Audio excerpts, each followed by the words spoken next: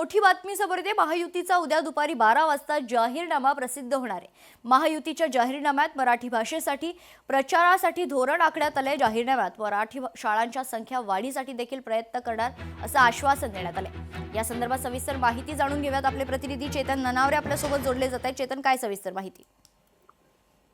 मेघवा, एकंदरीतच आतापर्यंत महाविकास आघाडी असेल किंवा महायुतीमधील राष्ट्रवादी काँग्रेस असेल या सर्वच पक्षांनी आपले जाहीरनामे प्रसिद्ध केलेले होते। मात्र सातत्याने मुंबईवरती मराठी हिंदू महापौर बसवण्याची भाषा करणाऱ्या शिवसेना भाजप युतीचा जाहीरनामा अद्याप प्रसिद्ध झाला नव्हता। अखेर उद्या दुपारी 12 वाजता आहे ते मुंबईचे अध्यक्ष भाजपचे अमित ताठम आणि शिवसेनेचे नेते आणि माजी खासदार राहुल शेवाळे या दोन प्रमुख नेत्यांच्या उपस्थितीमध्ये सादरीकरण करत कुठेतरी जाहीरनामा आहे तो प्रसिद्ध केला जाणार आहे। विशेष करून मुंबईतील मराठीचा मुद्दा असेल, पाण्याचा प्रश्न असेल, यावरती या जाहीरनाम्यामध्ये विशेष भाष्य केलं जाणार असल्याची माहिती सूत्रांकडून कळत आहे। त्यामुळे उद्याच्या या जाहीरनाम्यामधून भाजप आणि शिवसेना मुंबईकरांना स्वतःकडे आकर्षित करण्यासाठी आणखी काय काय घोषणा करतात याकडे आपलं लक्ष असतं।